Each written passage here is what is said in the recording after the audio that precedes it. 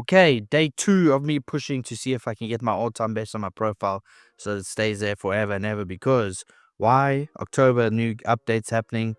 We're gonna have a ranked mode, completely different to Legends League mode. So we're gonna use this army today. Also, this army is pretty good at higher legends. Only reason why I'm using it, I feel like sometimes the Super Yeti army doesn't do as great in higher legends as this army does.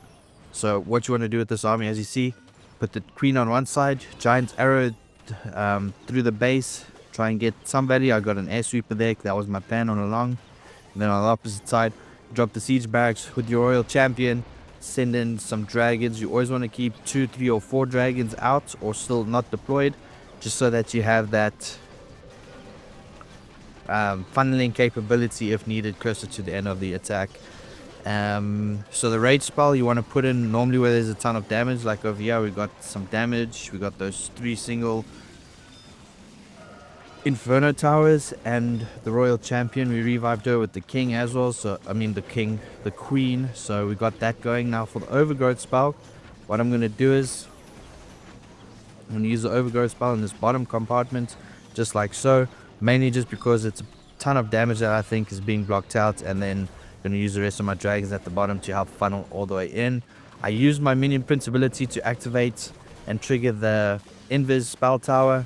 That was such a smart move because now I was able to actually not, my army doesn't like slow down or split up, it actually keeps going fast. The minion prince will die here, but because of the phoenix we technically get a free revive. Queen will go down in a bit to some traps, but that is all good. We still got enough power for the back end.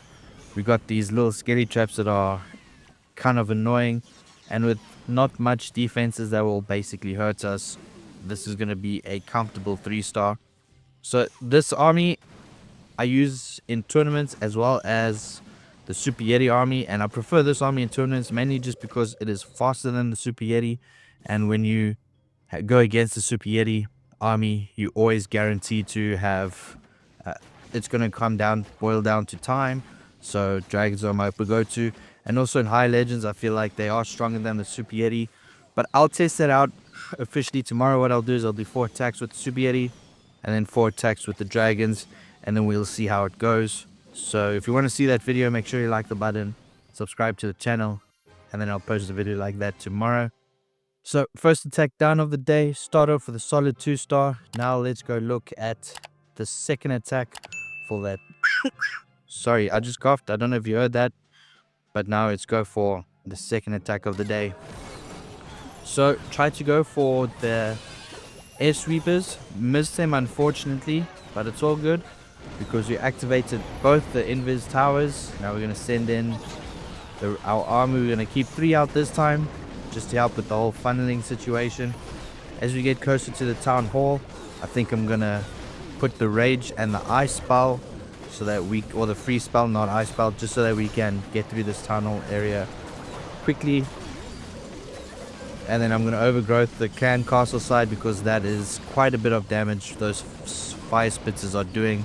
We're gonna send in the rest of the dragons with our crew. We're gonna wait for the minion prince to have the optimal angle so that he can, like now, so we're gonna freeze this whole area, and once this overgrowth breaks, that area is still going to be frozen, so the defenses will shoot quite slowly.